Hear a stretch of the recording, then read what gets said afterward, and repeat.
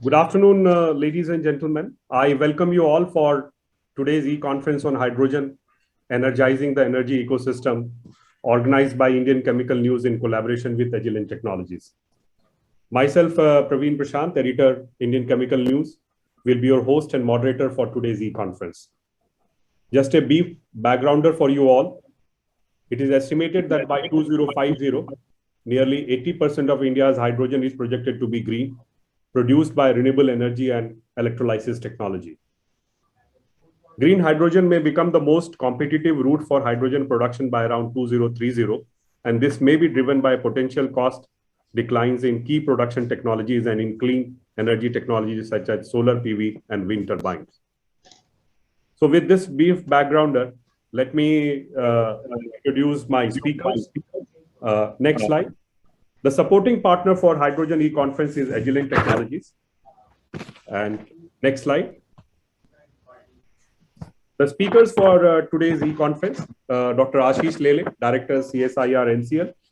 His current research area includes alternative energy systems with particular focus on hydrogen ecosystem and new manufacturing paradigms, sustainability, climate change, and circular economy and structure, processing property, performance relations in polymers and advanced materials. He was Senior VP and Head Advanced Materials Alternative Energy Group, Reliance Industries Limited, and was Chief Scientist and Head Polymer Science Engineering Division, CSIR NCL. He is the founder, advisor of 2 startup companies, published 75 papers and 6 patents, and has been a guide for 17 PhD students. He has won many awards, which includes Fellow Indian National Science Academy 2017, ICT Distinguished Alumnus Award 2013, Infosys Prize in Engineering and Computer Science 2012, Indian Academy of Science 2009, Santi Swarup Bhatnagar Award for Engineering Service 2006, National Academy of Engineering 2004, ICT Young Scientist Award 2003, INSA Young Scientist Award 1996, CSR Young Scientist Award 1994, and GI Kane Gold Medal, University of Bombay 1988. Our next is Mr. Mukesh Sharma, General Manager, Corporate Strategy, Indian Oil Corporation Limited. Currently, he is part of the energy transition initiatives, working in various areas like green hydrogen for future, CCUs, biofuels, and waste deployment, waste to energy deployment. Renewable energy, which will shape clean energy future for this planet. He is passionate about sustainability and climate change, food security, energy transition, clean energy, CCUS, biofuels, green hydrogen, and waste to renewable energy. He is also holding the post of board observer at Lanja Tech USA, a carbon recycling company, converting carbon emissions to generated sustainable products in everyday life. Mukesh Sharma is also a member of CCUS committee constituted by the Ministry for Developing CCUS Roadmap of India. Helen V. He is a Vice President India Region, Mary Technimont, a graduate engineer from National Institute of Technology, Karnataka. He has over 37 years in the oil and gas sector, upstream, midstream, and downstream sectors, and has worked in onshore and offshore sectors. Since 1989, he has been working in project management, project control, and control management. He has been based in Iraq, Italy, UK, India, and USA. He has worked in various offshore and onshore EPC projects in India, West Africa, Europe, USA, Russia, Kazakhstan, and Middle East. He has actively participated in various prestigious EPC projects, such as EDO project, Trans-Mediterranean Pipeline, Gibraltar Pipeline, Blue Stream Project, Idaho Mediation Pit 9, Reliance Jamnagar Refinery Jetty, then Kasgan Project, Palla Project in Venezuela, and Opal Project in India. He has worked as chairman of SIPEM India, vice president of Sonsub Inc., director SIPEM America Inc., and joined Mary Technimont Group from July 2015 onwards. Shrikant Reddy, joint managing director, Sagar Cements, and he is my classmate from engineering days. He joined Sagar Cements in 2002 as technical consultant and was later appointed as director. In 2008, he was appointed as executive director and appointed joint managing director in 2018. Along with Dr. S. Anand, he led Sagar Cements to be one of the most economical cement companies in Telangana, one that has adopted modern technology for optimum power and coal consumption. During his tenure, the company witnessed capacity expansion from 1.32 lakh tons to 57.20 lakh tons per annum. He is also a director in Sagar Cements R Limited, Sagar Power Limited, Sagar Priya Housing and Industrial Enterprises Limited, Shri Venkateshwara Winery and Distillery Private Limited, Sadguru Cement Private Limited. He is also chairman of Sagar Soft India Limited and managing director, Jaipur Cements Private Limited. He is a nominee director of Super Hydroelectric Private Limited. He has a bachelor's degree in production engineering from Karnataka University and also holds a PG diploma in cement technology from National Council for Cement and Building Materials. Mr. Anish Ponwala, Director, Business Development, Large Investment Projects, Conventional and Clean Hydrogen South Asia, Linde. He is the Director, Business Development for Large Investment Projects at Linde Gas and supports investment of large hydrogen company projects for refinery and petrochemical business, as well support clean hydrogen investment. He brings 21 years of enriched experience in oil and gas process technology, investment projects, and business development. Prior to joining Linde, Anish worked for 12 years at Honeywell UOP in various capacities. Anish has also worked at L&T as process engineer for refining process. Anish has wide international experience and has worked in USA and Malaysia and has done businesses for India, Southeast Asia, and USA. Ramanji Jha, Director, Oil and Gas Practice, PwC. Raman is a computer science graduate and an MBA with over 15 years of experience in oil and gas industry and consulting experience. His area of work and expertise spans over alternative fuels like hydrogen, biofuel, carbon capture, storage, and utilization.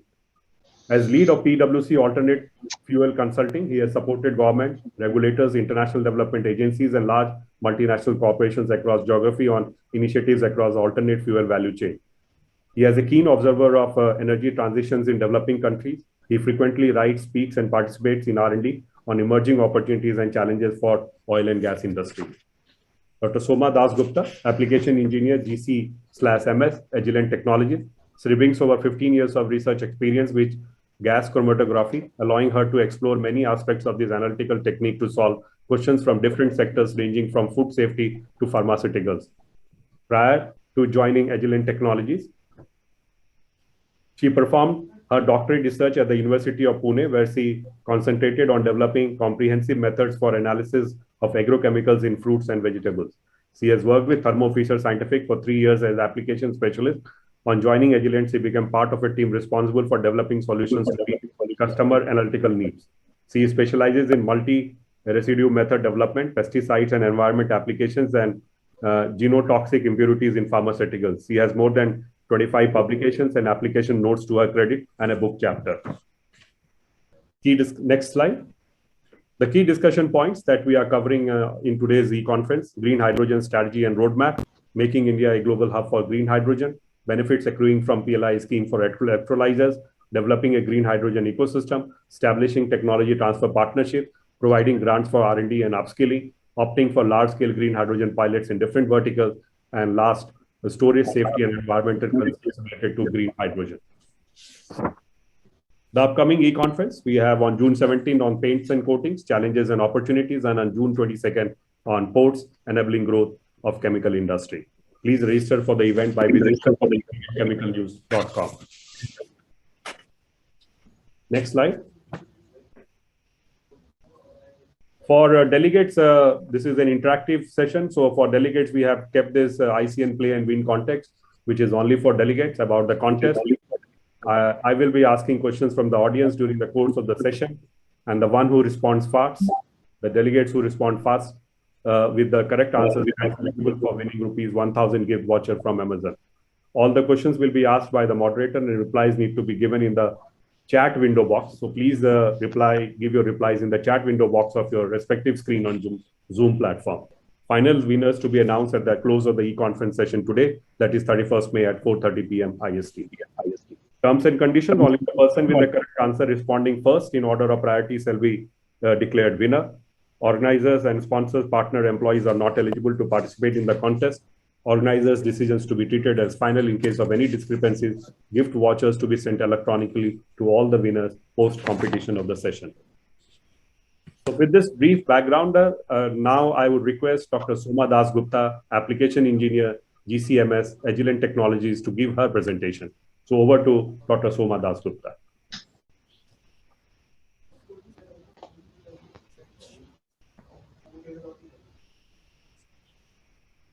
Thank you for the introduction, sir. Could you kindly confirm that the screen is visible and I'm audible as well? Yeah, the screen is visible and you are audible, ma'am. Please go ahead. Thank you so much. Thank you for giving me this platform. So today, as the topic goes, we are going to talk mainly about hydrogen, green hydrogen, and we'll briefly cover what green hydrogen means, what are the regulations which pertain to it as a fuel, and what kind of solutions or how does Agilent help in creating solutions to analyze green hydrogen or and other forms of hydrogen as well in this presentation. So we are going to first talk about the global carbon dioxide emissions, where the most of the countries in the world have agreed to a target of 2050, which is consistent with the effort to limit long-term increase in average global temperatures up to around 1.5 degrees. This calls for nothing less than a complete transformation of how we produce energy, how we store it, and how we transport or consume the energy. And the number of countries which have pledged to this is increasing rapidly. And in order to cater this, the path to net zero emission of carbon dioxide is very narrow, and staying on it requires a massive deployment of available clean and efficient energy technologies. Now, to achieve this, decarbonizing the production of an element like hydrogen, giving rise to green hydrogen, is definitely one of the keys, and it's currently estimated to be around 2% of the total global CO2 emissions. So now moving on to the alternative forms of energy, as we all know, renewable energy power is booming as innovation are going on. The costs are coming down, and it has started to deliver a promise of a clean energy future. Renewable power is increasingly replacing the dirty fossil fuels in the power sector. It's offering benefit of lower emissions of carbon and other types of pollution. The expansion in renewables is also happening at small and large scales, from rooftop solar panels in home to panels that can sell power back to the grid, to giant offshore wind farms as well. There are several forms of renewable sources of energy, and these can be harnessed to produce green hydrogen as well. We'll see what green hydrogen basically means and how we can produce it. But before that, we'll have a look at India's power sector. And as we all know that India is currently the third largest producer of electricity in the world. And if you carefully look at the figure, most of it comes from a non-renewable energy source. Now, the government of India is making increasing investment in renewable energy, and the National Electricity Plan of 2018 also states that the country does not need more non-renewable power plants in the utility sector till 2027. The government of India has also announced a national green hydrogen policy. The link is given in the slide, or you could just type green hydrogen policy on Google, and it leads you to the government's PDF notification where you can find more details about it. So the target of this policy is producing 5 million tons per annum by 2030. And in recent months, several Indian companies have also announced their green hydrogen plans as well. The government of India has taken a two-pronged approach to cater the energy demands, and the overall objective right now is to reduce the CO2 emissions so that the irreversible damage to the earth can be reversed. Now, when we are talking about green hydrogen, there are several forms of hydrogen that we get to see: green, blue, brown, and even yellow, sometimes turquoise, sometimes pink as well. These are essentially color codes or nicknames, which is used within the energy sector to differentiate between the types of hydrogen. Now, hydrogen is hydrogen, so one may argue that what are the types of hydrogen? So the types of hydrogen here we mean the type of production which is used And depending upon the type of production, the colors are assigned. For example, if the hydrogen is formed from coal by steam reforming or gasification, it is coded as black. If it is through electrolysis, then it is green. If it is through solar power, then it is yellow. So that these are the different kinds of color codes which are given. So basically, green hydrogen technology is a mode of preparation of hydrogen or through a process called as electrolysis, which will break down a water molecule into hydrogen and oxygen. So the green hydrogen thus produced will be 100% sustainable. It will not emit polluting gases either during combustion or during its production. So the overall carbon dioxide product formation during the entire process is nil. And that's how that's how we are going to reduce the CO2 emissions. Now, when hydrogen is produced, there are definitely certain, as an alternative fuel, there are definitely certain regulations or standards associated with it. One such standard is the ISO 14687 of 2019. So this standard defines the hydrogen fuel quality, where the product specification is a combination of three former standards. That is ISO 14687 Part 1, Part 2, and Part 3. And this standard of 2019 incorporates the revisions from all these three standards, and it is available at the ISO web page as well. One of the focus areas of this standard is impurity detection. That is the hydrogen which is produced. What are the impurities present in this? So it not only focuses on the quality of hydrogen, but it also focuses on the measurement of these impurities. Now, proton exchange membrane fuel cells, these require very high purity hydrogen for optimal performance. So hydrogen fuel production, transportation, storage, these can introduce a number of impurities such as nitrogen, argon, carbon monoxide, or carbon dioxide, and these can affect the cell performance. Oxygen impurity in stored fuel cells is especially very hazardous because it may also create explosive reactions. Now, in order to measure these impurities, there are some instrument options which are available, and there are some methods which need to be followed. So Agilent, being a company which focuses mainly on innovations and has a long-standing history of innovation of more than 50 years, starting from 5830 gas chromatograph to the modern day 8890 or 990 gas chromatograph, which you see on the screen right now, or the Intuvo 9000 gas chromatograph. So Agilent's innovations are mainly driven by the changing regulations and the analytical needs. To cater to such requirements, Agilent has come up with energy and chemical analyzers, which include solutions that are pre-configured and chemically tested to ensure rapid analysis of impurity compositions as well as their concentrations.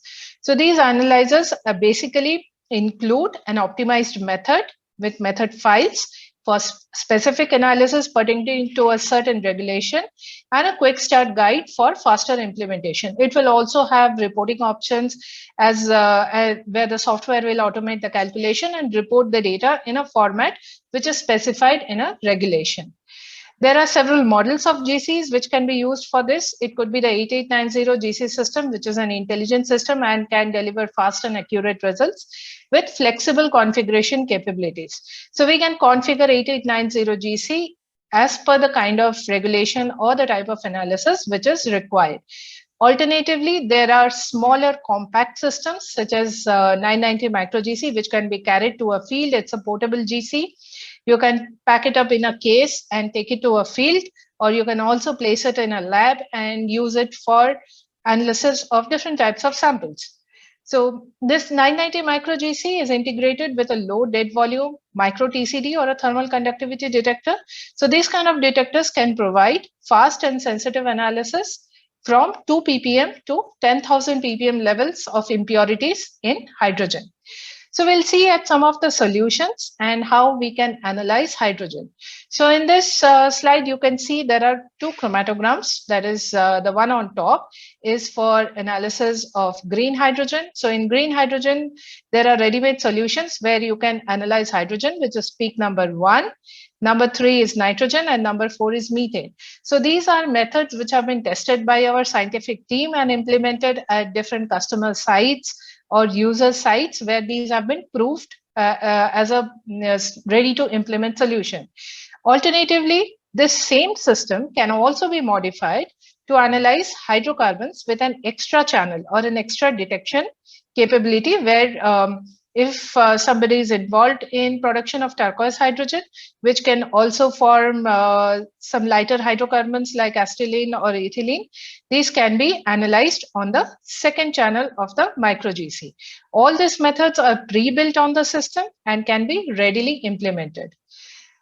Coming to the ISO regulation of 14687 of 2019 for the fuel cells, there is also another ready-made solution where the GC can be configured to different types of sampling systems where the gas can be, the sample gas enters the system, passes through micropacked columns, and then it can be transferred to a mass spectrometer, which will give very low-level detections.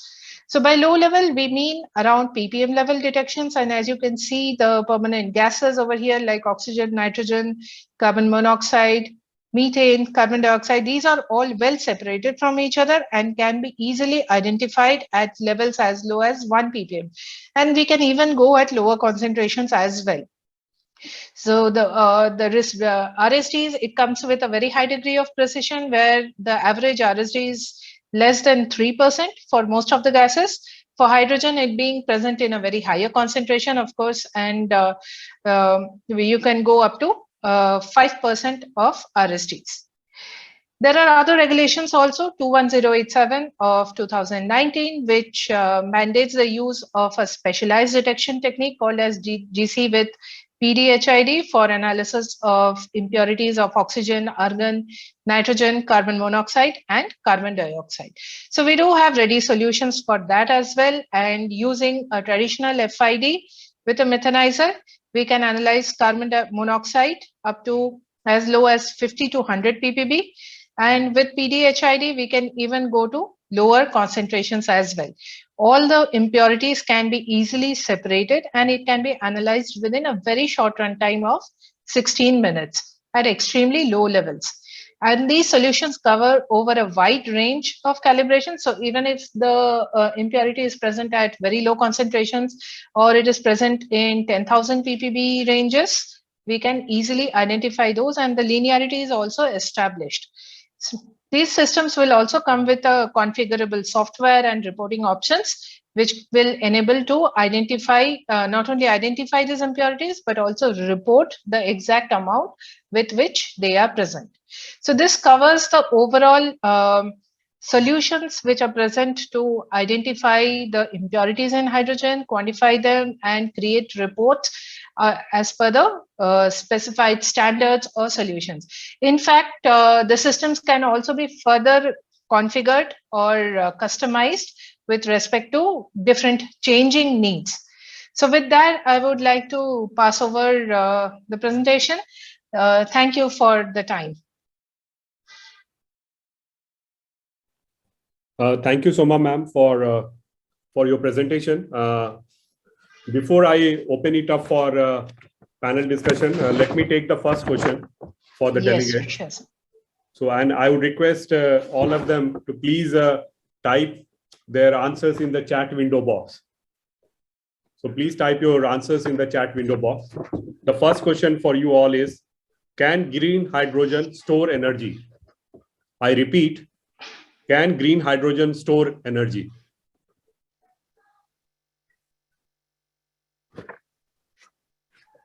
I see majority of them answering it correctly. The one who has given the first right answer will be the winner.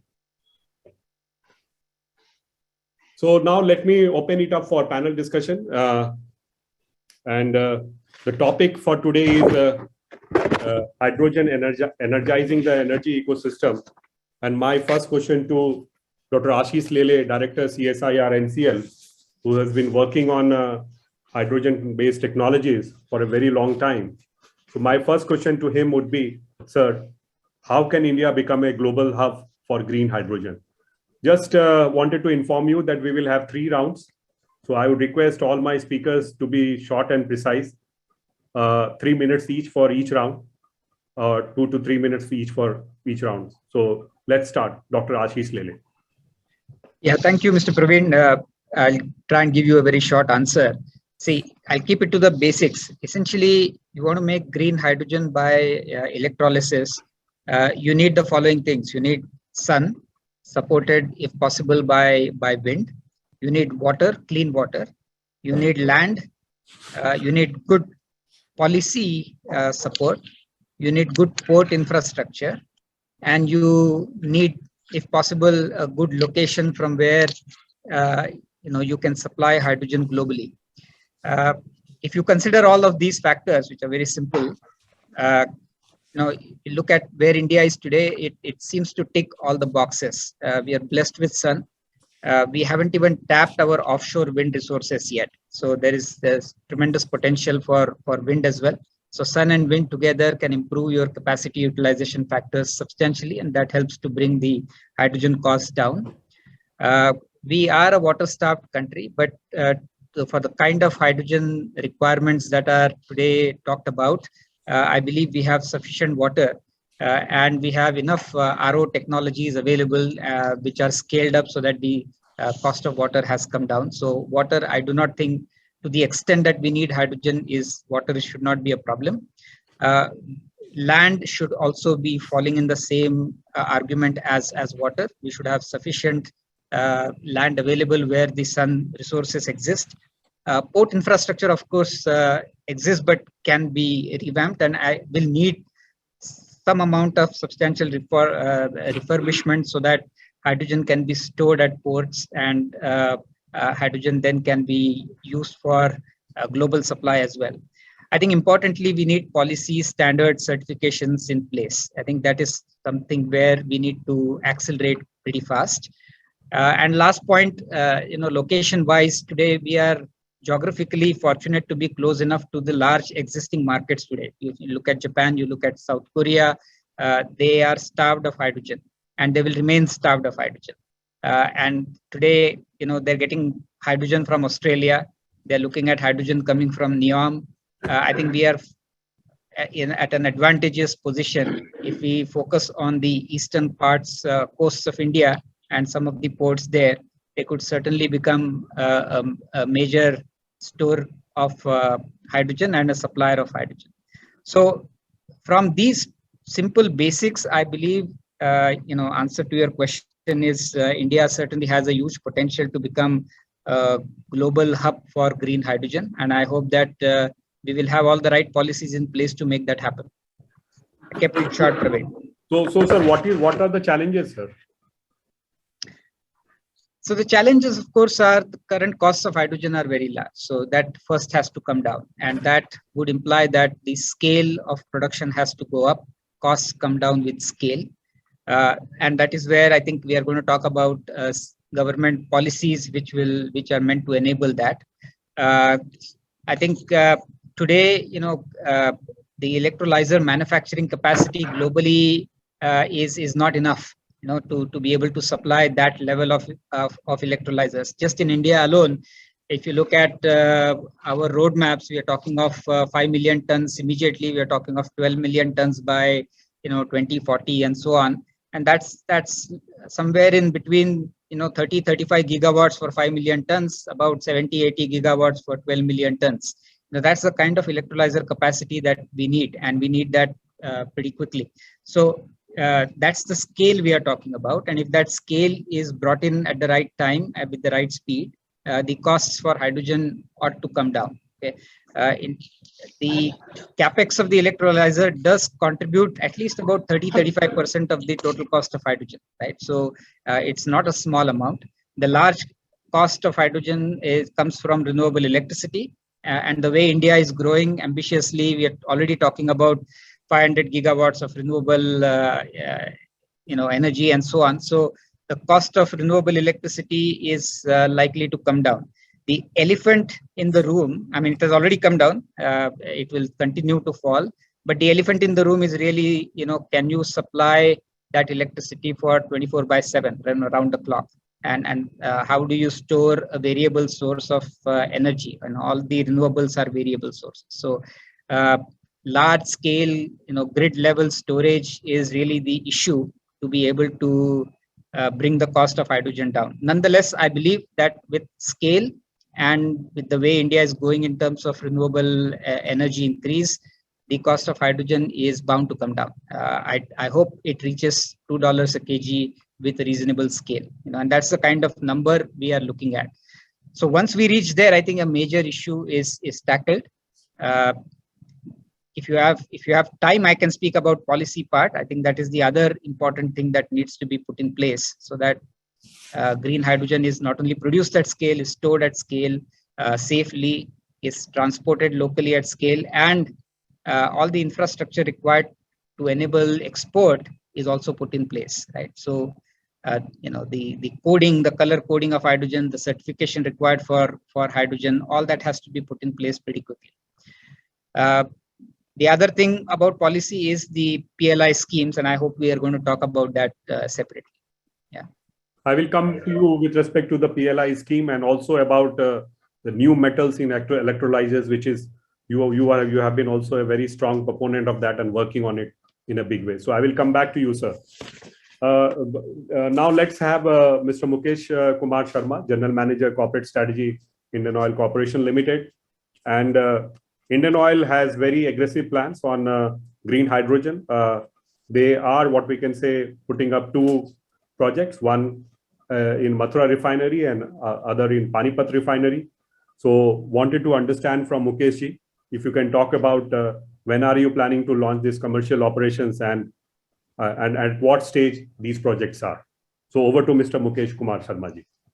Thank you, Mr. Praveen, for introducing me to this very important session, and thank you, Mr. Lele, who are already discussed the challenges, especially with respect to the cost of the hydrogen production, the challenges what everybody is facing right now. And of course, the electricity cost is already coming down. I am talking about the renewable electricity. It is coming down the production cost up to 2 rupees per kilowatt hour. And it translates into, if we consider the transmission losses and the profitability of the DISCOM, it translates into 4 or 5 rupees at present.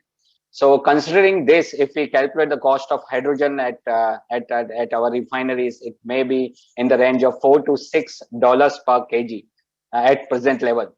Nevertheless, but everybody knows that we have to go for energy transition, and our Prime Minister has already announced a very aggressive target for country to become net zero by 2070. So all our companies are in line with achieving that target.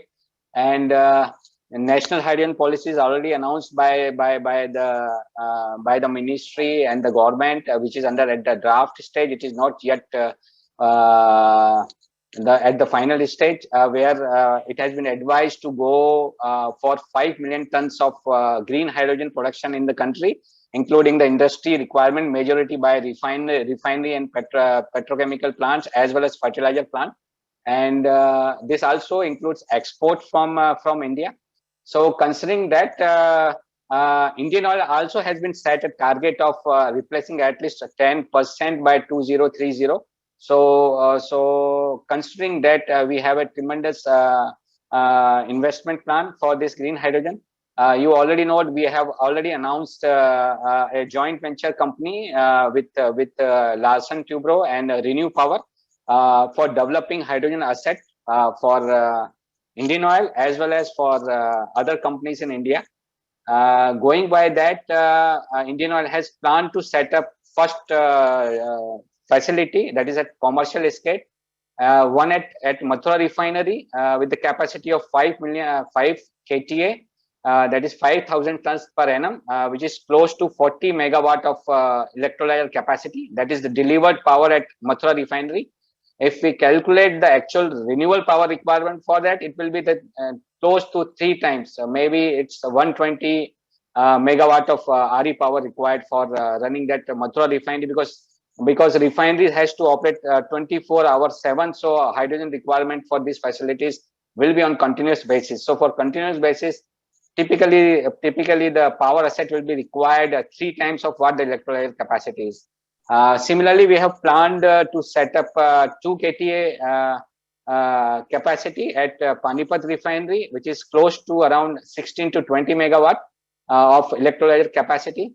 So combining these two projects are very important for Indian Oil, because this will be the first plant in refining sector, as well as the capacity of electrolyzer is at least around 60 megawatt. That is the biggest for the country in industry sector. And we are already in already in discussion with various parties for implementing this project. We are targeted that by year 2024-25 we will be able to commission these 2 projects at both the refineries, so that we can move ahead to meet the target of 10% subsequently after implementing this project. Of course, parallelly we need to work on for the second and third project, because electrolyzer technology is very evolving technology, and as you know, we cannot plan for a big electrolyzer plant, because technology may change in future, and there will be a cost reduction because of the scale, because of the learning curve, and a lot of electrolyzer manufacture will be there in India as a Make in India initiative. It will certainly going to reduce the cost. So we have planned a stage-wise approach where we will go percentage-wise replacement of our green hydrogen requirement, various refineries and petrochemical plants. And what would be the cost of production of these, sir, green hydrogen? So currently, because currently you see the electrolyzer cost is very high. It is close to $900 to $1,200 per kilowatt for electrolyzer capacity, and RE power, if we consider at present it at the delivered power at the rate of 4 to 5 rupees, the cost will be coming close to $4 to $5 per kg. So this is still 3 to 4 times higher than what we are producing using SMR based technology. So net investment will be very high for us, and definitely we are looking for the funding for this such type of project also. But in future, we are definitely sure that when the scale of economies goes up and the cost for electricity will be reduced, then this cost will be going down by up to $3 or $2 maybe in future. And sir, since it's a new technology, what are the challenges that you are facing, sir? Right now, the challenges is electrolyzer procurement of electrolyzer, because you know, the demand of electrolyzer globally is very high, and there are only few players who are currently producing electrolyzer. So there is a capacity limitations globally. The delivery time, if I order now, it will be come to close to 2 years, 18 to 24 months. So this is a great challenge, because if I announce more electrolyzer installation at various refineries, I will not be able to get the electrolyzer at the right price. So these are the current challenges. And apart from that, the electrolyzer required a lot of water. Everybody knows, because 1 kg of hydrogen will require around 10 kg of water. So that the water will be a challenge in the future if we go for the large scale deployment of green hydrogen, as well as for the land, because upstream renewable assets will be required to deploy for this green hydrogen, where land will be also a challenge in the areas where a lot of solar intensity is there and a lot of wind intensity there. We need to install RE power assets. So these are the 3 challenges we have to tackle, and definitely if we all, with the support of government and all companies together, we can definitely take on these challenges to meet our targets. So Mukeshji, we will come back to you with the next set of questions. Okay. Thank you, sir. And I would request you to stay if possible. Thank you. Thank you. Next is Mr. Milind B. Baride, India Region VP, Technimont, Mary Technimont.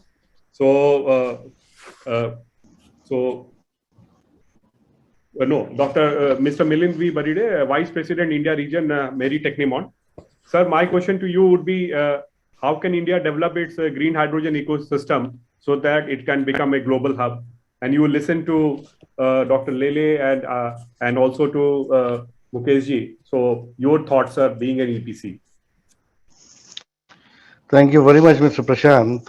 And I did hear Mr. Lele, Dr. Lele, and Mr. Jha very intently, and both of them have actually indicated some of the grounds on which the hydrogen hub could be put up in future for the country. Having said that, for any hydrogen hub, from a typically from a contracting perspective, and therefore from the scope of the project that may come up in the future needs to be looked at. And what we see is that uh, there are certain specific needs that will have to be put up. The first and foremost, the basic ingredient for the production of green hydrogen is obviously the electrolyzer, and that is the first part that will need to be required. Therefore, the production of electrolyzers in India will need to be augmented to cater to the futuristic demand that is being projected. For that demand, as the policy is indicating, and as my esteemed panel friends have indicated, if even 5 to 10% of hydrogen currently being used by the industries is to be targeted, that is an incredibly tremendous amount of hydrogen, green hydrogen to be produced for replacement. Here we are not talking about a few megawatts. If that is the scale, we are talking in gigawatts of requirements. Uh, as we know today, traditionally the hydrogen is used principally in the steel making, it is used in the refineries, it is used in the ammonia sector, it is used in the fertilizer sector. All of these industries use hydrogen in one form or the other to be able to provide the daily needs of our consumers' needs. If that is the quantity that is to be replaced by 10%, 5%, 3% of hydrogen in the gas component, which is the basic ingredient for producing all these, which is used in all these industries. The question is, do we have an electrolyzer capability and the capacity to produce in the country? So the first target would be a need to have an electrolyzing manufacturing facility which can cater to that. The second portion of that economic hub is the location of the production of these hydrogens. They need to be nearer to the plants where they are to be used. Rightly pointed out by Mr. Jha that it is being targeted in Mathura refinery because it is next to the refinery where the usage is going to be there. Most of these refineries and most of these steel plants, as well as the uh, fertilizer plants, are located in different parts of the country. So it is difficult to imagine a single producing capacity of the hydrogen to be provided for, which can cater to all these industries. So this would mean it will need to be decentralized. Nearer to the consuming point is where the production needs to come up. The, the third part is the transportation, which is the link to to take the hydrogen from the produced area to the consumed area, and the current consumed area of the project, the existing assets will have to be revamped to be able to use these. If these challenges or these, let me say, needs are catered to, there is a there are ingredients to convert and create an energy hub or a hydrogen hub within the country. Over to you, Praveen. Thank you, sir. There is some bandwidth issue, so that's the reason Mr. Milind B. Baride is not able to show the video. Sorry for that. There has been some questions why the video is not on, so I'm replying to that. Thank you, Milinji. I would now request Shrikant Reddy, Joint Managing Director, Sagar Cements Limited. And my question to him would be how cement sector can benefit from green hydrogen. And if you can talk both from an India perspective as well as global perspective. So over to Shrikant Reddy. Thank you, Praveen. Thank you for the platform to discuss this issue.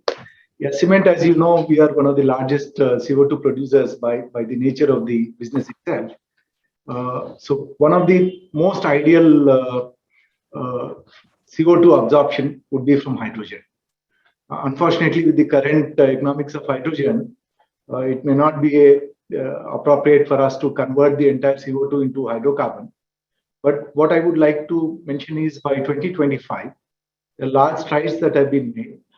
So some of the industry did invest onto very large scale electrolyzers where they are producing the green hydrogen and converting the captured CO2 into the either methanol or into the syngas. So that is the current trend that is likely to happen, because as an industry, though India is committed for a 2070 for net zero, I think the entire Indian cement industry has committed for becoming net zero by 2050. So given the technical feasibility, I think hydrogen is probably could be the only choice for us to become net zero by 2050.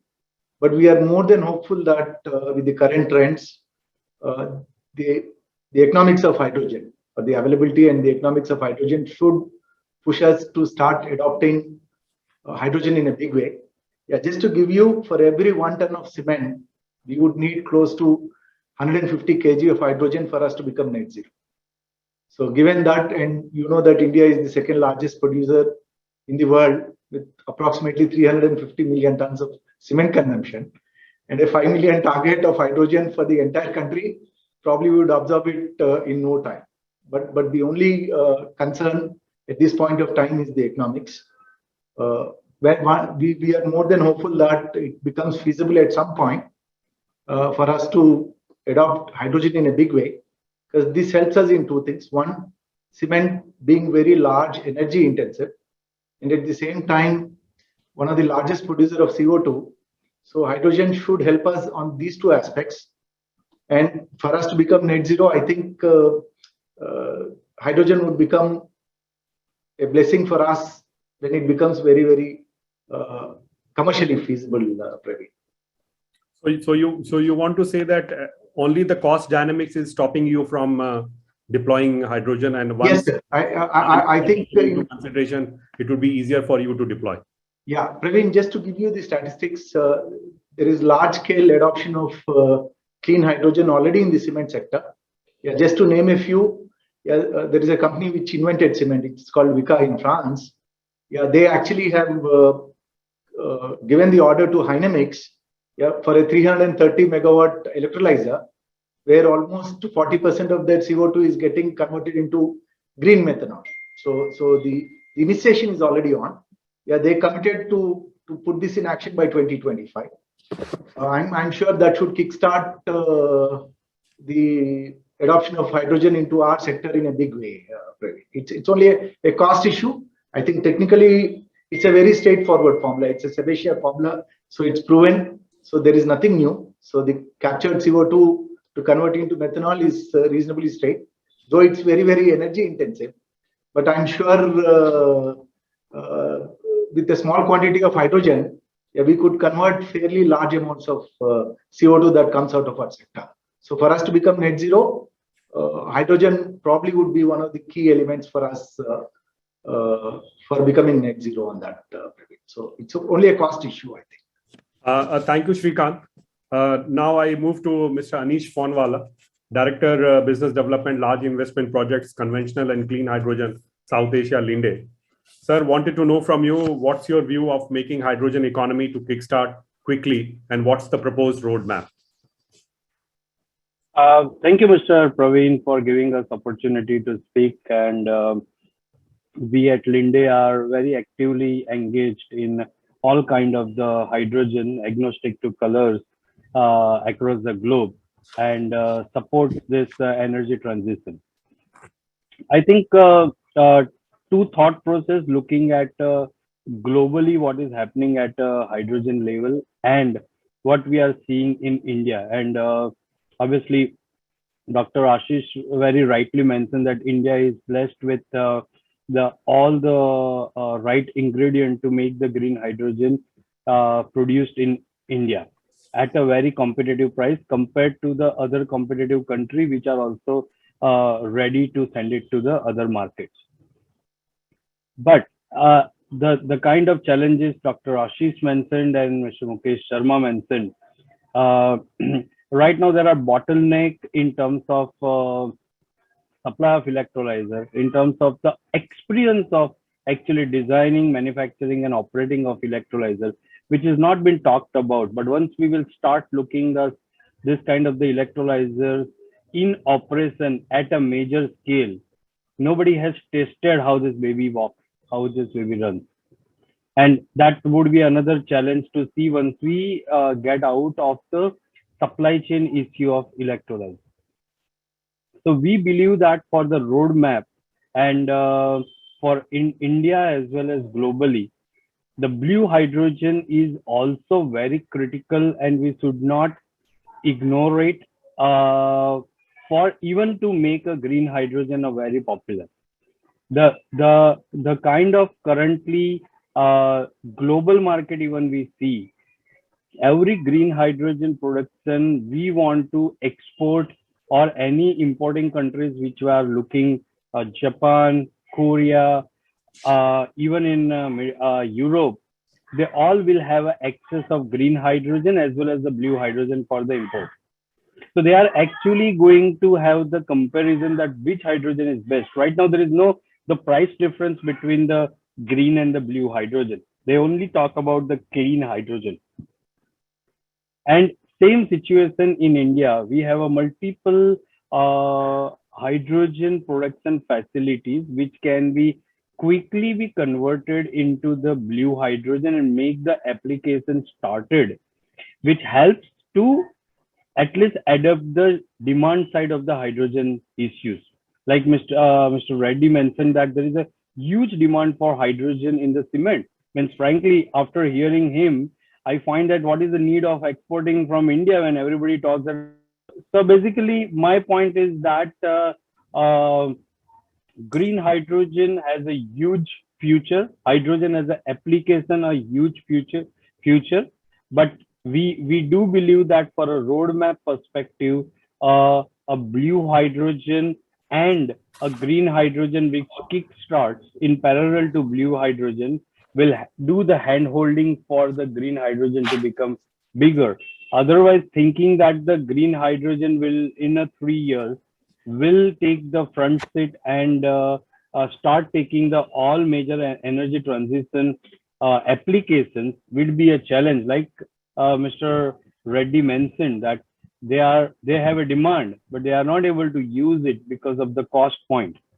So the point is, if they start at least utilizing and starting the hydrogen which is coming from the blue, and when it start transitioning, well, because the application is there, you now only need to make sure that you have a demand point for the green hydrogen that will start making the cost point for the green hydrogen also a lower.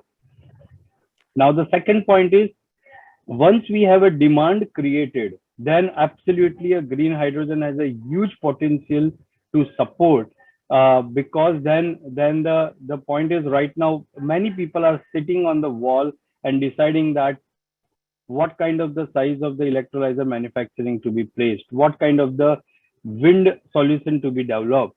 If the demand is already been available and the cost point has already started coming down, these all investment will start going very quickly and make the entire transition from gray to blue to green hydrogen and transitioning from the conventional fuel to the hydrogen fuel will become much faster.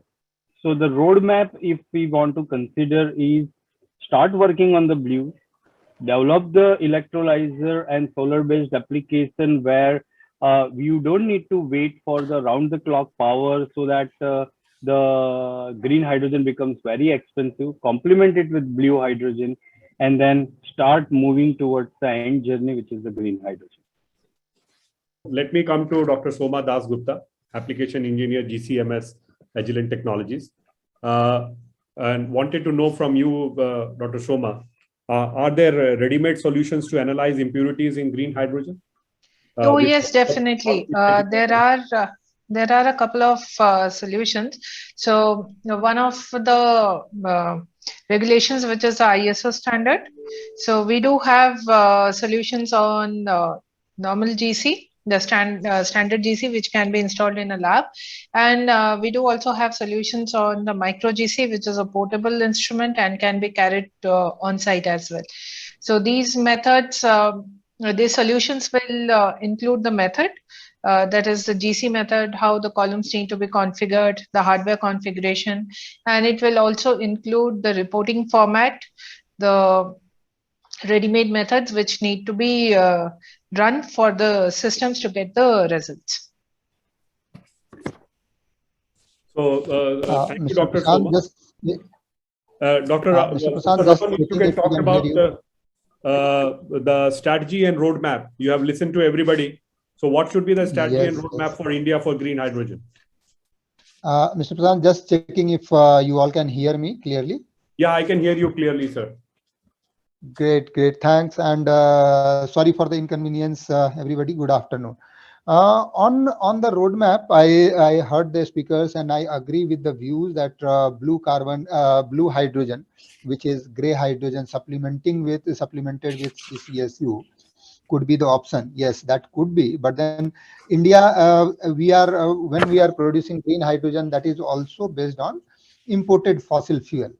So yes, blue hydrogen could be a way, but then is it for India or is it for other countries? If we look at the countries who have hydrocarbon reserves and produce at a lower cost and also supplement it with the CCSU carbon storage option, those countries will be maybe Middle Eastern countries would be there, and then others would be few. So blue hydrogen, yes, that's one of the options, but then may not be as much for India.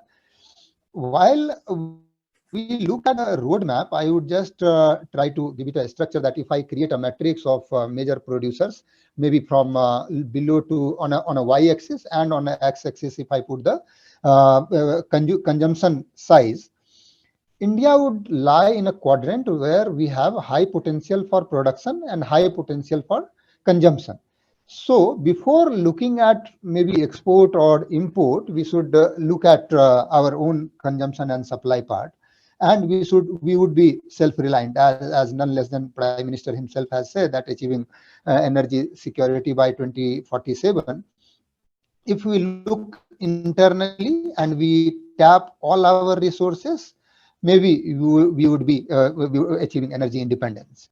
So one of the I would believe that going directly for the green hydrogen could be the pathway, and I also believe that maybe export import opportunities could be seen later on. But then today we need to look at our internal supply and demand part. Third, which all the speakers have highlighted, and I would like to add to that, that everybody has highlighted the cost aspect. Yes, today hydrogen cost is higher, and if I look at the roadmap, the cost of the technology which are lower cost, maybe we need to implement them first, then go for higher technology. For an example, just to illustrate, maybe we all have started talking about FCEVs, and FCEV we all know how costly it is today. But at the same time, if we look at, let's say, replacing or retrofitting current vehicles with the IC engines with the hydrogen fuel, which we did for CNG few years back, that would be a very smaller cost than FCEV, and at the same time you would be creating the demand. So we need to look at various aspects. One, we need to create a demand, we need to create a supply, we need to create supporting infrastructure, and we need to do it gradually in a phased manner. So find out technology, and when I'm saying technology, it could be incremental technology, or it could be blue sky technology, which would be implemented at lower cost today. And as we move forward, we all agree in on this house that the cost we all expect to come down. And Prashant, I would like to highlight that in one of our recent analysis, we have just estimated that today, if just to illustrate that how much cost we are expecting to go down. So let's say if we are at $6 cost today, then we are expecting, because of gain in efficiency, we would reduce cost by say 7 to 8%. Majority of the cost we are expecting to come down because of the reduction in capex, which we are expecting to go down by 2030, at least 25 to 30%. And then cost of energy also we are expecting to go down by 20%. So if we are at $6 today, we would reach around somewhere $2.5 in 2030 by this analysis which I just spoke about. So once the cost comes down of a costlier technology, which is costlier today, maybe we would start implementing when that as and when that becomes feasible. But as on today, whatever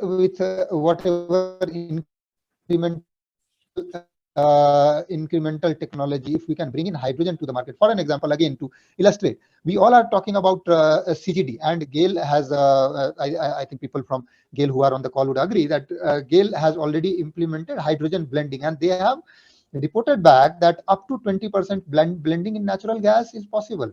So you have readily available market there, which can be, and this can go to reach out to each household and each vehicle, which will again establish your credibility also as fuel. So the various things are there which would be implemented at a lower cost, and then bring in the technology which are proving to be costlier today, but going forward we all are expecting that to come down. So so that is what I would like to add, Mr. Prashant, over and above all the speakers. But happy to Ramanji, I will come back to you, and I would request if you can switch off your video, because sometimes your voice is going down. So switch off your video and be only in the audio mode so that it becomes easier for you. I come to the second round, and I would request all my speakers to be precise so that we will be able to complete on time. Dr. Ashish Lele, sir, my second round first question to you would be, the government has come up with this PLI scheme for electrolyzers, and how do you see these schemes, and is it really shaping up in terms of cost reduction? Because everybody was talking about electrolyzer, they're also talking about different materials being used as electrolyzers so that cost can come down. So your views, sir, on this, Dr. Ashish Lele. Yeah, Mr. Praveen. So there are possibly two parts to the questions you asked. One was about the PLI scheme. The second is about the dependence of the cost of electrolyzers on materials. So let me just quickly answer both of them. First, coming to the PLI scheme, there are discussions going on something like a 15,000 crore PLI scheme for electrolyzers. And the PLI scheme essentially provides incentives for incremental sales over a certain base year. So, if this is the base year, the more sales you get, it's a kind of subsidy you get for manufacturing electrolyzers. I think this is required because the total capacity for electrolyzer manufacturing in the world is much lower than where the demand is. I talked about in the answer to the first question for the first round that even for 5 million tons per annum hydrogen production. That is the roadmap. We are looking at already at 30 gigawatts of electrolyzers, maybe 35 gigawatts of electrolyzers. And as we scale up to 10, 12 million tons per annum, we are looking at 70, 80 gigawatts. The world doesn't have that kind of capacity. Europe has even higher targets. Therefore, in order to get into large scale electrolyzer manufacturing, some incentives are necessary, and I think the PLI scheme provides us that kind of incentive. I think in addition to that, what it gives us is that it provides an incentive for Make in India, because we have offtake, as many speakers also mentioned in earlier. There is clearly an offtake, and that is very nicely articulated in the green hydrogen roadmap for India. The refineries, fertilizers are clearly the first, companies who will be willing to pay even a slightly higher cost of hydrogen, because it doesn't affect the bottom line very much with an increase in the cost of the hydrogen right now. So they would clearly be the first targets, and there itself the offtake is almost assured. And so with that assured offtake, the scale is required, and with a PLI scheme, you can bring that scale and therefore promote the Make in India. So it's a nice catalytic cycle, self-sustaining, where you assure offtake, you bring in manufacturing with a PLI scheme, you build scale, you reduce cost, and then it sort of multiplies. So I think from that sense, the PLI scheme is very important. Secondly, it promotes exports, right? So I think that is the second very important part of the PLI scheme, because it's going to be part of the PLI scheme, promoting export. Third, there's a performance multiplier in the PLI scheme. So which means that, if you get the best technologies in India, then, you will automatically improve your sales volume, and therefore through the PLI scheme, you will automatically benefit.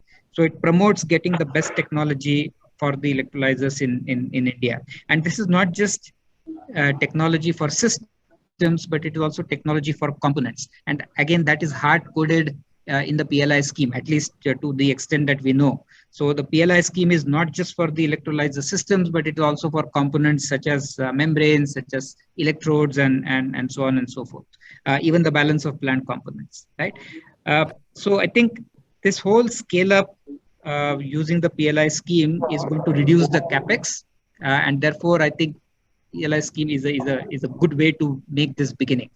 Coming therefore to capex, you asked me about the cost of metals that go in electrolyzers, and I think all of us know that there are at least three different types of, or four different types of electrolyzers. But sticking only to the lower temperature electrolyzers, there is the alkaline and the PEM on the two sides, and then there is the anion exchange electrolyzer that is coming up, that is in between these two extremes, the alkaline and the PEM electrolyzer. It's in the PEM electrolyzer that what are called PGMs, that is the noble metals, are used, things like platinum and even more difficult iridium. So yes, they do affect the cost of electrolyzer. However, I would say that there are many other things that affect the cost of electrolyzer. So without worrying too much about the PGM, the cost of it, I would say that let us focus on getting the scale, and let us focus on getting all the other components which are important in electrolyzer, all the balance of plant components and so on. I think those, let us focus on those. The reason I'm saying that is much of the, when you bring in scale, these noble metals can be recycled. And today in refining industry, petrochemical industry, we are already recycling noble metals. In platforming catalyst, which is platinum, is already recycled, and there is a supply chain available in India for recycling these kinds of noble metals. So I think let us not get bogged down by whether noble metals are going to be available, how much cost they will be. Those are certainly issues. I'm not denying them, but there are other issues that we need to focus on. That's my first part of the answer. The second part is, as I said, the anion exchange membrane electrolyzer is an interesting technology that is coming up. It does not need PGMs. It uses simpler metal, cheaper metal catalyst. It has the best of both worlds, the alkaline and the PEM electrolyzer. And it's a new technology. It's coming up. It's not well proven, but this is the kind of technologies that we should bring in. Additionally, it is in these technologies where new innovations are happening, and many of us are aware of very new innovations promoted by companies like Hysata, which claim to have a magnificent efficiency of the electrolyzer. They're already talking of 95% plus efficiency of electrolyzer, right? And this is all enabled by these new technologies coming in, and they do not need very expensive noble metal catalysts. So I think there is enough to enough scope for innovation to come in, increase the efficiency, reduce cost, avoid the use of expensive noble metals. And this is these are new technologies. These are hydrogen technologies are competing with fossil fuel technologies which have been around for several decades, right? So we have to give them chance to mature, and these new technologies that are coming up just show the way how hydrogen costs can come down in the future. It needs a little bit of time. Time is something we don't have today, unfortunately. But I'm very positive about the costs of hydrogen coming down because of these new technologies and not having the need to have very expensive metals required in the electrolyzer. So that's from my side, Mr. Praveen. Thank you, sir, for what we can say, elaborating the electrolyzer technology and the metals and how these can be put into business model as such. Thank you, sir. Let me, before I move to Mr. Milind B. Baride, I would be flashing the two questions, and I would request everybody to answer in the chat window. The second question is, which ISO method is used for analysis of impurities in hydrogen for fuel cell vehicles? Which ISO method is used for analysis of impurities in hydrogen for fuel cell vehicles? I repeat, which ISO method is used for analysis of impurities in hydrogen for fuel cell vehicles? So please write about the ISO method in your answer.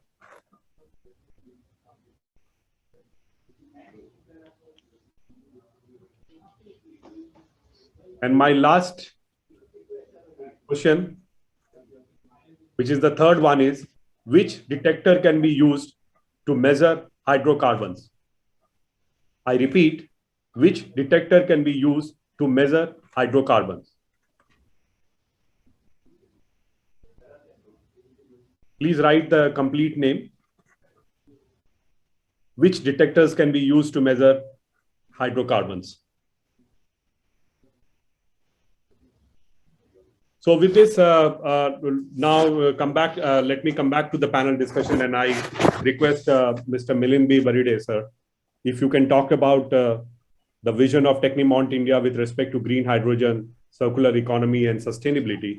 And also, if you can talk about can green hydrogen be generated through renewable sources, or there are other sources for generating sustainable hydrogen? So over to Milind B. Baride, sir. Thank you again, Praveen.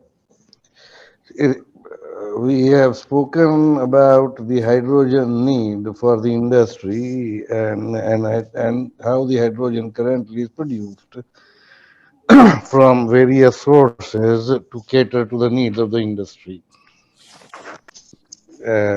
From what we see, I put the question in a different way. What are the opportunities available to produce hydrogen in a circular, sustainable way?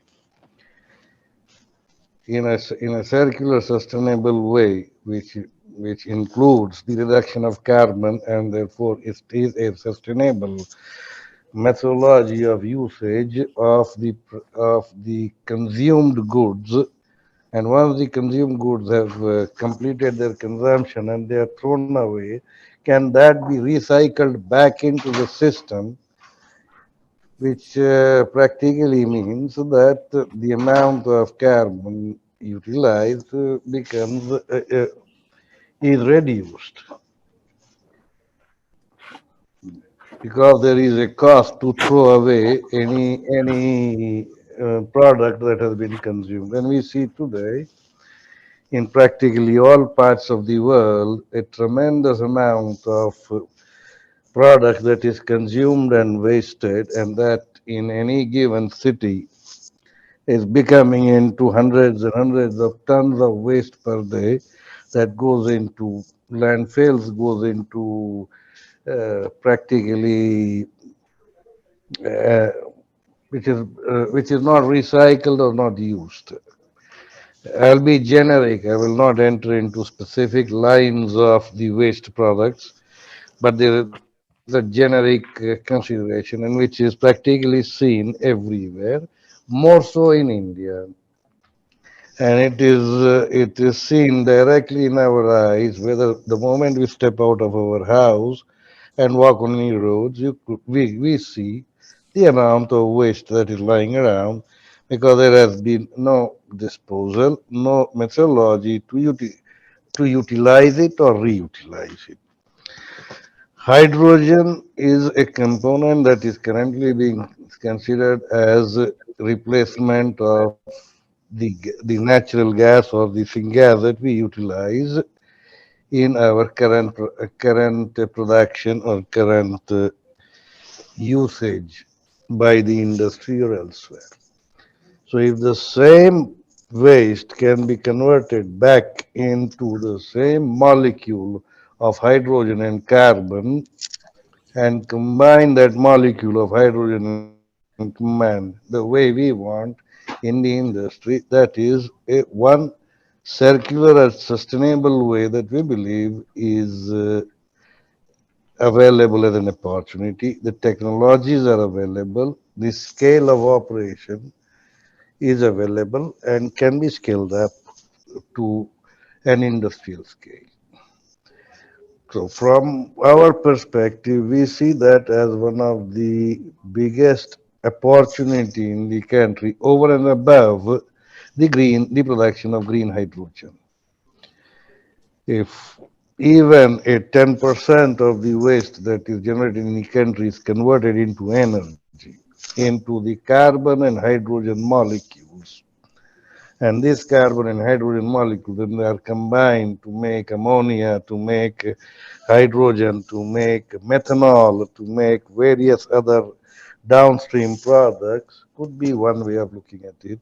Combine this to the industry, the CO2 that is coming out of the stack, you have another range of products that can be made with the combination of the same carbon, oxygen, and nitrogen.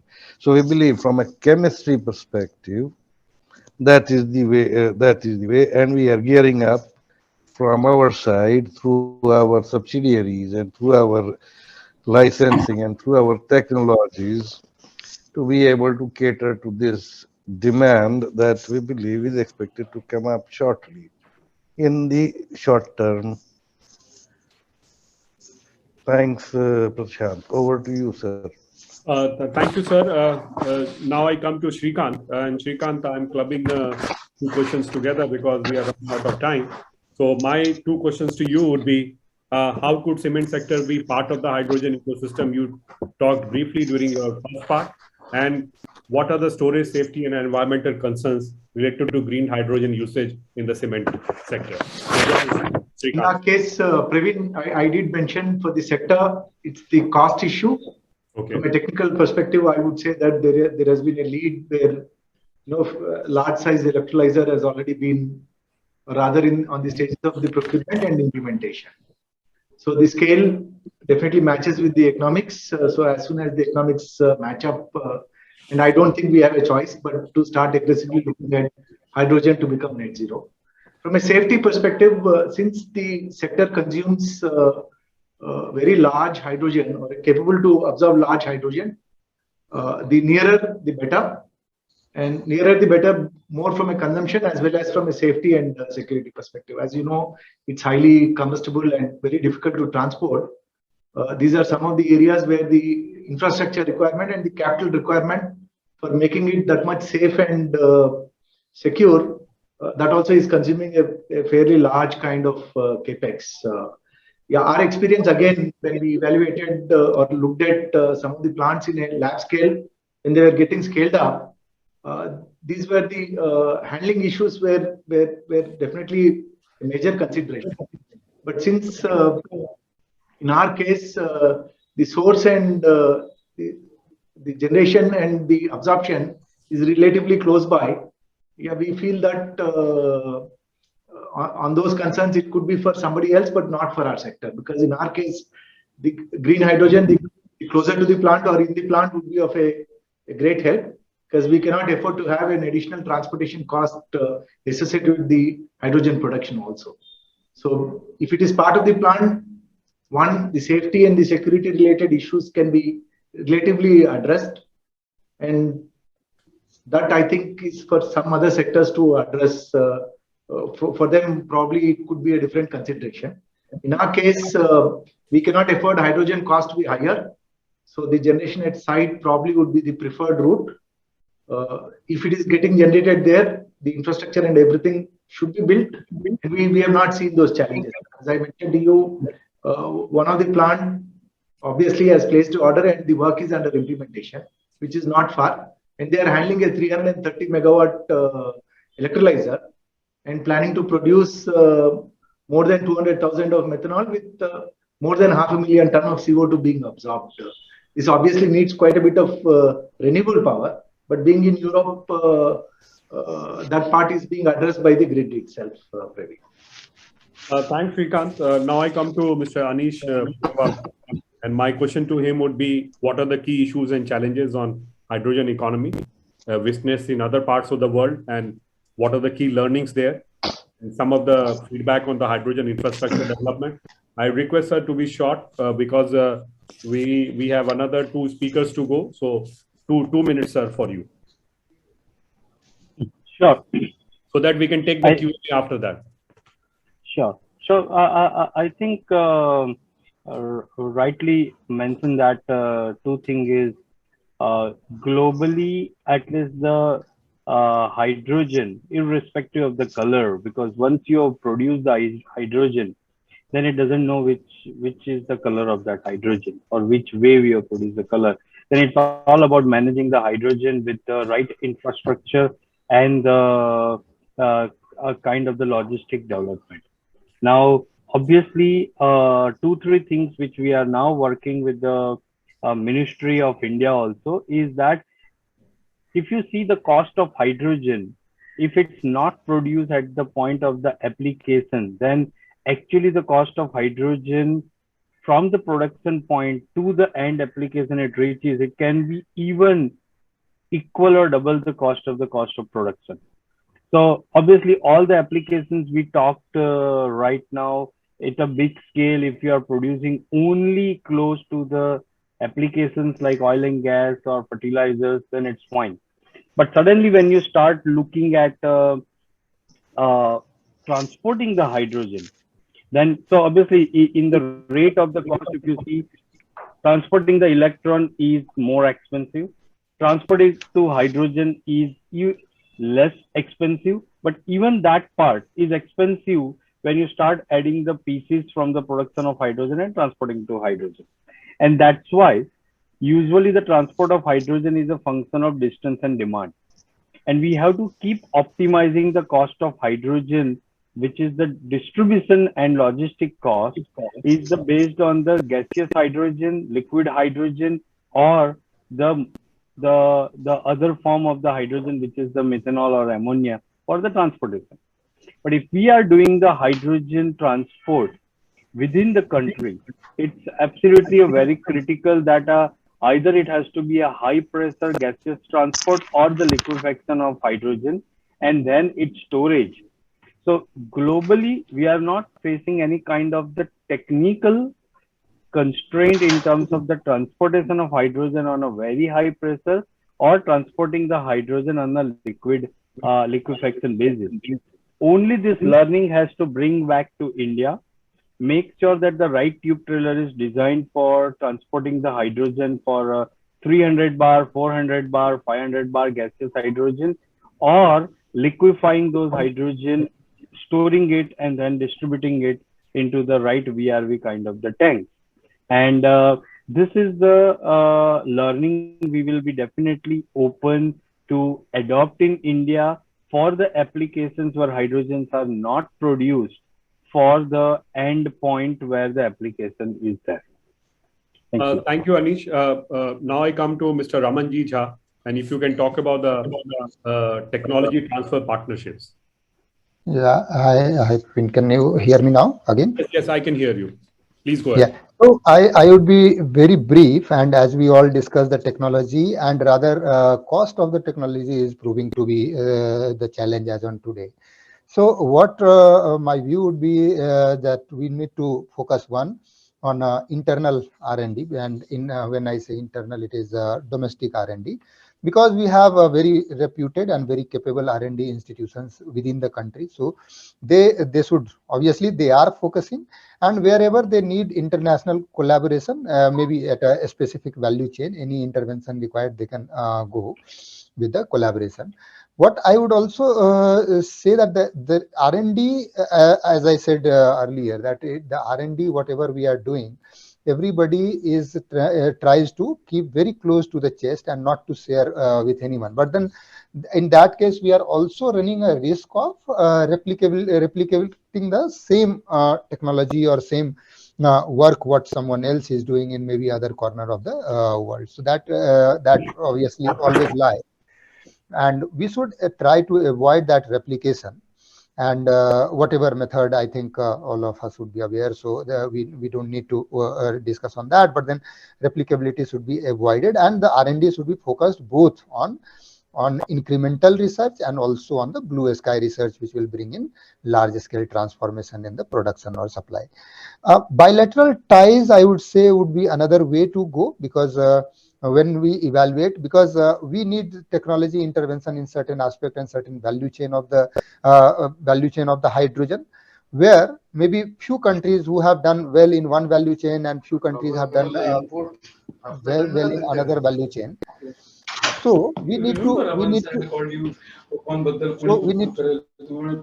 Prashant, I would request other speakers to please keep their mute mode. So the bilateral ties is another way to go. Bilateral R&D institutes, or maybe government of India is already having bilateral ties with multiple countries. We need to evaluate the capabilities of them, and then have ties in a specific value chain of hydrogen research.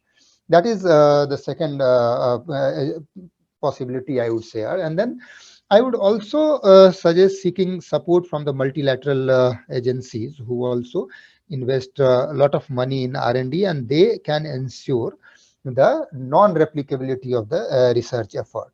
So their role also becomes very important. So bilateral ties between the countries and multilateral interventions, and again focusing and promoting internal research into a specific hydrogen area could be the way, Prashant, I would say. Over to you. Thank you, Ramanji Jha. Now I come to Dr. Soma Dasgupta, and my two questions to him, I would request her to be short. What are the typical detection limits that can be achieved with these gas chromatography systems? And are there fast methods to analyze hydrogen quality? So over to Dr. Soma Dasgupta. Yes, sir. So there are basically two types of detectors which are used. One would be FID, which is generally used for hydrocarbons detection and can roughly detect up to 100 ppm.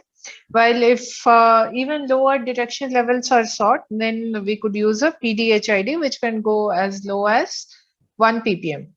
And regarding the availability of fast methods, yes, of course, there are methods on the 990 micro GCE system, which can provide analysis of impurities in hydrogen fuel within less than 150 seconds. And the advantage of such fast methods is that it can enable rapid decisions about the hydrogen quality. So you don't have to wait for 30 minutes or 40 minutes for one single sample run to get over and accordingly take a decision.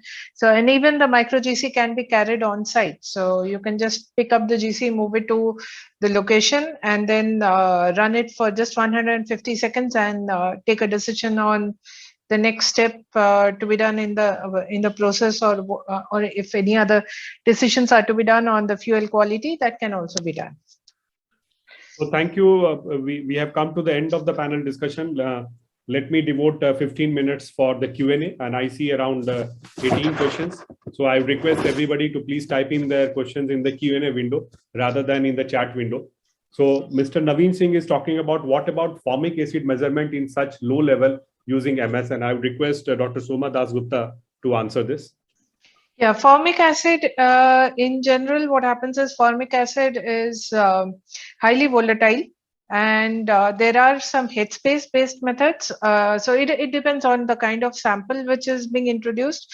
So if it's a gas based sample, then of course there are, you can analyze it on a GC system. You can also analyze it on an MS system, but and if it's a liquid based sample, then you can also do a headspace based analysis and do a quantification as well. Thank you, ma'am. Rohit Singhi is talking about, can ammonia be used to help solve storage and transport problems associated with hydrogen? And I would request Mr. Anish Ponwala if you can talk on this. Anish? Yeah, sorry. What was the question? The question is, can ammonia be used to help solve storage and transport problems associated with hydrogen? Yeah, absolutely. I think ammonia is one of the most popular carrier of hydrogen. And as I mentioned that it's a choice of any hydrogen transport is a function of demand and distance. So if we are looking for a very long distance, then ammonia absolutely makes sense, and also depend upon what is your end application. If the end application is again hydrogen, then for the short distance, making the ammonia, then transporting and then cracking it, losing the hydrogen for the hydrogen application will not make sense. But when you are talking about the transporting that big scale hydrogen into the international, then absolutely ammonia would be a very good carrier compared to the other competing scenario where it makes a lot of sense. Thank you, sir. Ghanshyam Hazarika is talking about, is there technology available to produce H2 from NH3? And I would request Mr. Bilind B. Baride if you can take, sir. Mr. Milind?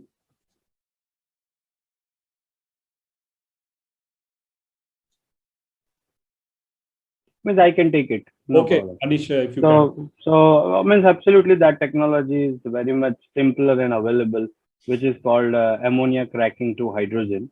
That's absolutely available. And that is why this all ammonia as a carrier is being used. Otherwise, if you can't convert into hydrogen, there is no reason for using it as a carrier. And one more question to you. What is the landed cost of hydrogen for small scale users of hydrogen sourcing from truck supply? So obviously, this is the most tricky question. What's the size, what's the distance, and what's the demand? It's absolutely a function of that, how we are making it, which location we are making it, and how much transport we are doing. What is the pressure of hydrogen? So just giving the number doesn't means it's not possible unless we know all these variables. Sudham Sankar Padi is talking about what are the scopes of storing the hydrogen once it is produced. Is it essential to store it in a liquefied form or sort of chemicals? No, it can be stored, as I mentioned, in all the way. You can store it in a gaseous way mode.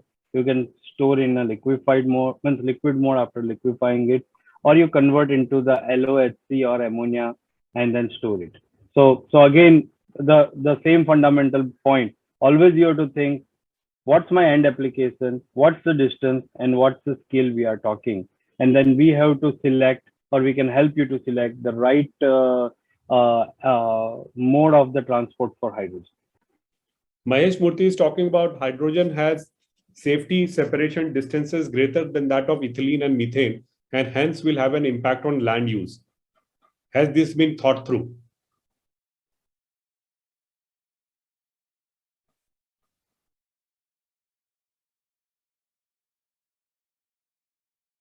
That's for me. So he's saying that for hydrogen has safety separation distances greater than that of ethylene and methane, and hence will have an impact on land usage. Has this been thought through? So what he means, Yeah, means you will have to use a greater piece of land if you are planning to store or keep hydrogen wherever you are producing it, so that that will increase the cost of hydrogen production. That's what he's talking about. yeah, that is, I think, absolutely known, and that's why I said it's a distance and demand, and obviously the storage of hydrogen is not new. Linde has been doing that for last 30-40 years. In every form, we have a storage facility for the gaseous hydrogen. We have a 200 plus hydrogen refueling station which is storing the hydrogen in liquid form and gaseous form, as well as we are operating the biggest underground salt cavern to store the hydrogen. So depend upon the scale and the size, we have to decide which is the right mode of storing the hydrogen. And let me take another two questions.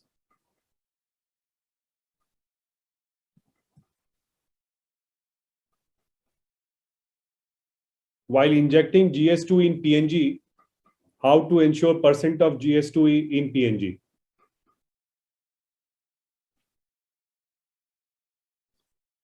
Or Anish, if you can take this, Dattatreya Dhavle is talking, can electrochemical hydrogen compression will be helpful for hydrogen infrastructure?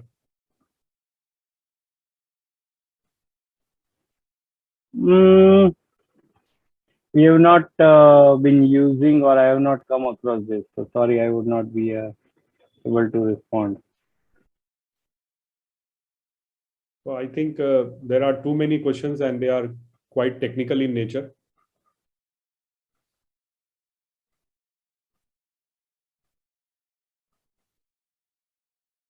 One last question, and then we wind up, Anish, for you.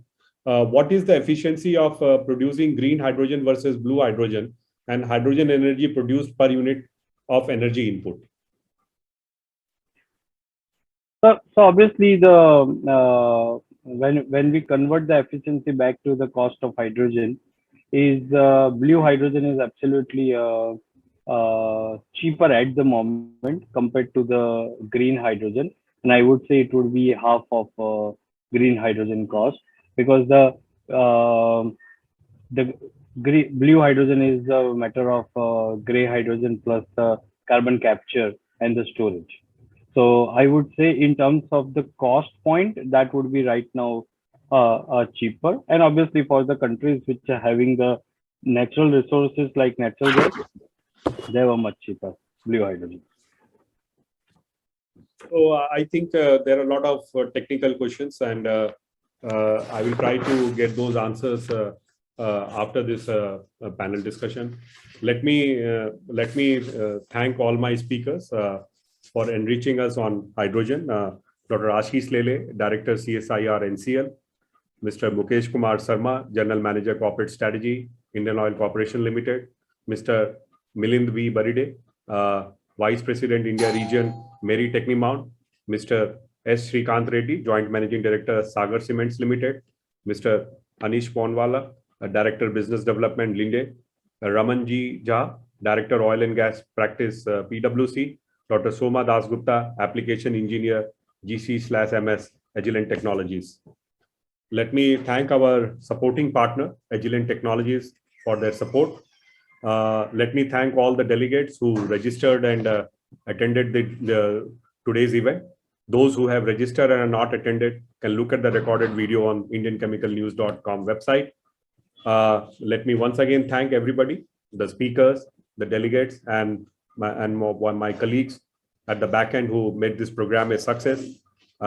This is Praveen Prashant signing off for now, to meet again on June 17, 2022 at 2:55 p.m. Till then, take care and stay safe. Goodbye and namaste from Delhi.